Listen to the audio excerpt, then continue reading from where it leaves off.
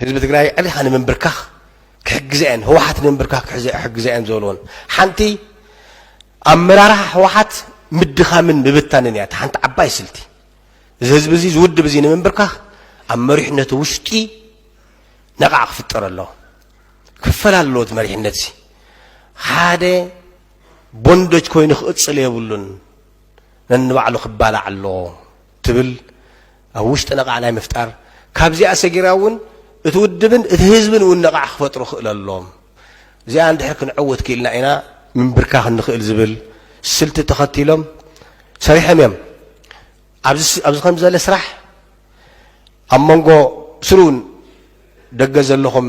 ናይ ማሕበር ናይ ዲያስፖራ ህዝብታት እውን እዚ ብጣዕሚ ዝብሸኩም መስለኒ ምክንያቱም ኣብ ውሽጢ መሪሕነት ህወሓት ተኸፋፊሎም እዮም ተሓደ ናይ ተሓደ ይሰምዕን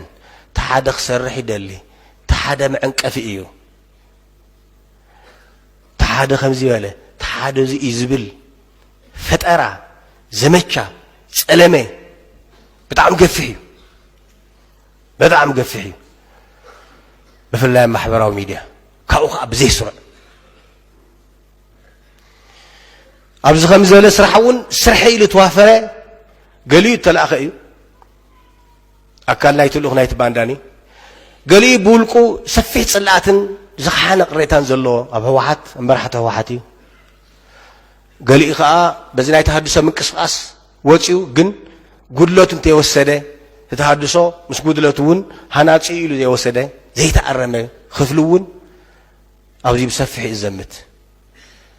ስለዚ ውሽጢ መሪሕነት ህወሓት ነቓዕ ከም ዘሎ ንምምሳል ዝግበር ርብርብ ብኩሉ መዳይ ኮለ ካብ ውሽጥና ዘሎ ዝሓመቕ ክፋል ሓዊስካ ዝተገብረ ስራሕ እዩ ህዝቢ ትግራይ ኣመራርሓ ክህልዎ ወያናይ ልሂቁ ክጠፍእ ብሓፈሻ ልሂቁ ክጠፍእ ክንብርካኽ ዓብዪ መረጋገፂ ገይሮም እዮም ሰሪሖም ምዛ ናይ መሪሕነት ህወሓት ተዛመደት ሓንቲ ነገር ግን ደብረፅዮን እንድሓር ገልጾ ይኽእል እዩ ሓንቲ ነገር ግን ከረጋግፅ ይደልየ እዚ ኩሉ በለካ ለኽዕካ ወረ ከዛባዓኩም የብሉን መሪሕነት ህወሓት መሪሕነታ ኣብ ብጣዕሚ ፅቡቕን ጥዑይን ዝነበረሉ ወቕቲ ልክዕ ከምኡ ትሕዝኒ መሪሕነት ህወሓት ተረዳዲኡ መትከላዊ ሓድነት ሒዙ ተሰማሚዑ ዝመርሕ መሪሕነት እዩ ዘሎ